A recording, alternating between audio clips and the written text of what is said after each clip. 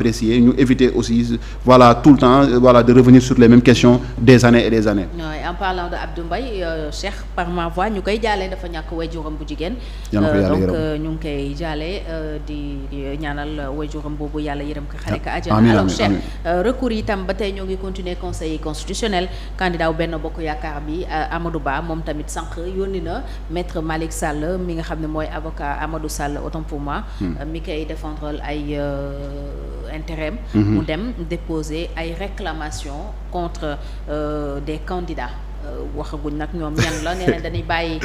conseil constitutionnel mu fësal que mais for nañu ci weewu bëy ne bokk na ci Bassirou Diomaye Faye Aly Ngouille Ndiaye Mohamed Boun Abdallah Dionne ñooñu moom njortu nañu bu baax a baax ne déposé nañu ay recours wala réclamation contre ñoom certainement l'objectif mooy ñu invalider seen ay candidature noo jàngatee boobu taxawaay parce que ñëpp a ngi def réclamation wala recours ñoom tam dañu war a def wala c'est justement une guerre politique une nouvelle guerre politique qui est déclenchée. Man dama jàpp ne encore une fois comme on est des légalistes quand même dañu gëm quand même voilà quoi que l'on dise ñun suñu aspiration c'est de vivre dans un état de droit en tout cas loolu mooy suñu aspiration même si dans la réalité c'est difficilement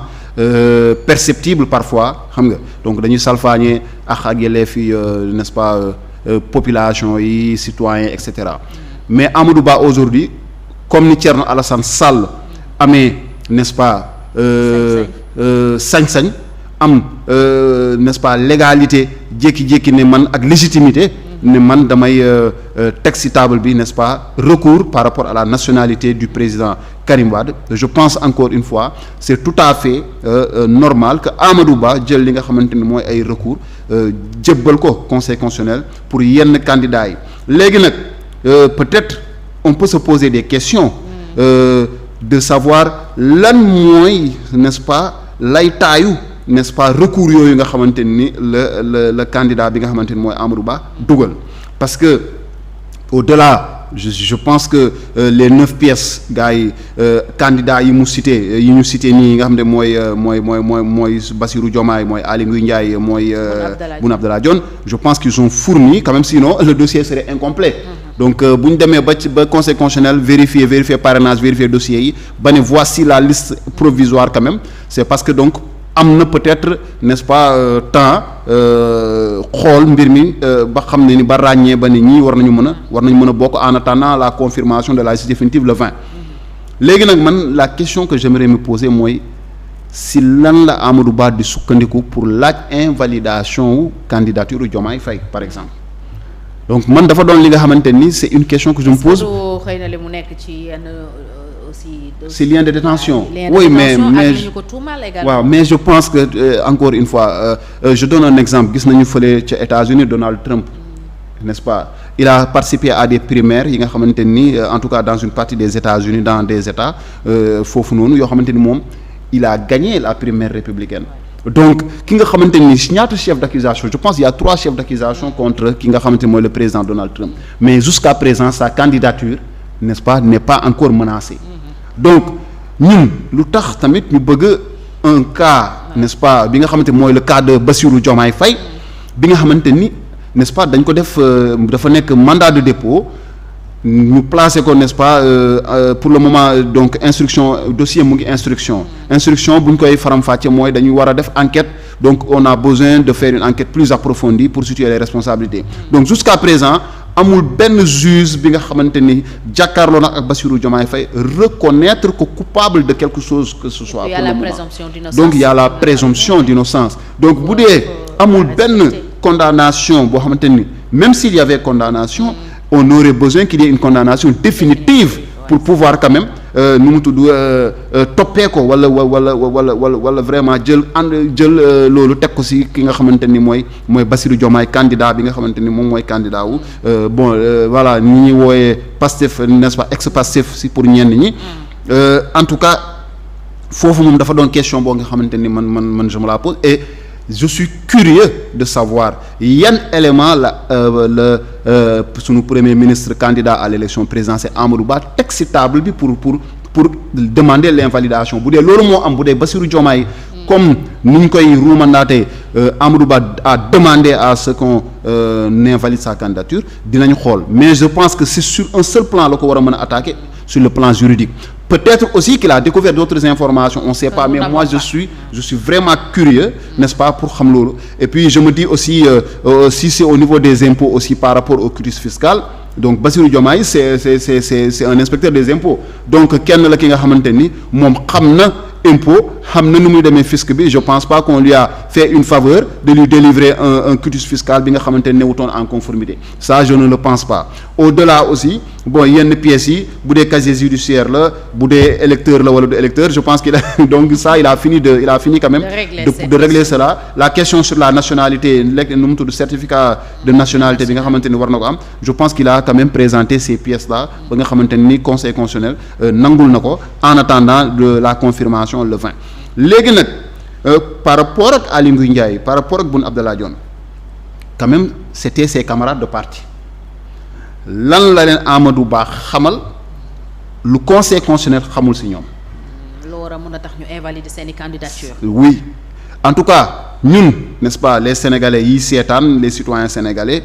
ñun déggaguñu benn condamnation en tout cas bi nga xamante ni am na n'est-ce pas ñu jëmale ko ci ki nga xamante ni mooy Boun Abdallah Dionne wala jëmale ko ci ki nga xamante ni mooy Aly Ngouille Ndiaye en tout cas yëguñu ko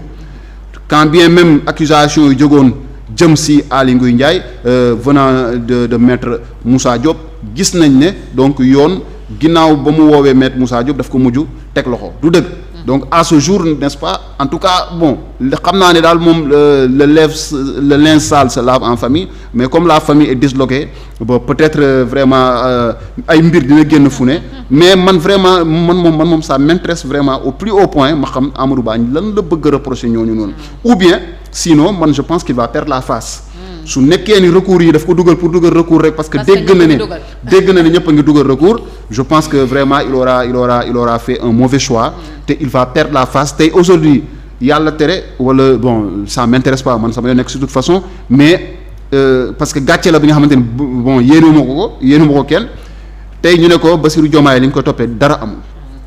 n'oublions pas que Bassirou Diomaye c'est le plan B n'est-ce pas ñu nangu wala ñu bañ c'est le plan B de Pastef donc le plan B de Pastef ñëw ginnaaw bi ñu invalider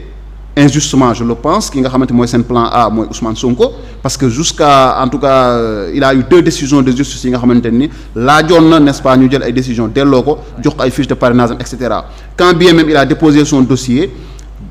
conseil constitutionnel donc làqatu ci ginnaaw ne moom dossier bi motul mais xoolu lan moo tax dossier bi motul ñoom seen bopp déposé nañu aussi recours bi nga xamante ni introduire léegi nag Amadou Ba moom encore une fois comment il va se tirer d'affaire mais je lui souhaite rien du tout mais en tout cas je voudrais pas être à sa place n'est-ce pas bu ñu toogee ba saytu mbir mi ba gis ne ba ne ko Amadou vraiment on est désolé li nga jot a wax fii yëpp vraiment mënuñu ko toppee ñii nga cité bu dee dëgg la bu dee ñooñu la cité parce que en fait jusqu'à présent ñun xamuñu forcément li nekk oui voilà c'est des suppositions n'est-ce pas parfois même confortées par certains membres de Benno Bokk Yaakaar yi nga xamante ne nee na comme ñoom dañu dugal ko ñoom tamit dañuy dugal mais est-ce que dañoo dugal pour dugal wala dañoo dugal parce que am na su lu dëgër lu ñu téye encore une fois j'espère que dina doon li nga xamante ni dañ ko teg ci lu wóor bu ñu ko tegul ci lu wóor vraiment ce sera une défaite n'est-ce pas pour Amadou Ba on peut comprendre pour ses anciens pour ses ex camarades de parti ki nga xam ne mooy Aly Ngouille ak Boun Abdallah Dionne peut-être ñu ne voilà mais même ñooñu tamit je pense que ce sera difficilement n'est-ce pas ce sera difficile pour moom mu mën a quand même indi ay mbir yu dëgër ba nga xamante ni conséquence ne sukkandiku pour invalider candidature ñooñu encore une fois mais li ñuy wax li ci kanam raw li bët donc on espère que vraiment on pourra tirer cette affaire au clair. Alors Ousmane Sonko justement def na moom tamit recours à travers ses avocats ndax dañoo jàpp ne conseil constitutionnel bi mu publié vendredi la liste provisoire des candidats boole na ci Ousmane Sonko fi ñu ne ñi nga xam ne dañu invalider seen candidature pour défaut d'attestation prouvant le dépôt de la caution au niveau de la caisse des dépôts et consignations. ñoom ñu ne nag bu fekkee loolu dong la conseil constitutionnel reproché Ousmane Sonko pour ne pas recevoir son dossier de candidature lu ñu mën a dabuwaat la ndax yóbbu woon nañu bul fàtte constat d'huissier ci li tax CDC joxu leen attestation boole nañu aussi copie chèque bi ak luy prouver ne xaalis bi jóge na ci compte Ousmane Sonko dem ci compte état à travers la CDC. Absolument. ak yeneen image yoo xam ne aussi Cheikh foog naa ne nag ñëpp teg nañ ci seen bët ni ñu barricadé woon CDC. donc ñoom ñu jàpp ne loolu yëpp lu ñu mën a dabu la ba tax tey yaakaar dafa judduwaat ci candidature bu Ousmane Sonko. est-ce que véritablement jàpp nga ne boobu candidature mun na jàll su fekkee conseil constitutionnel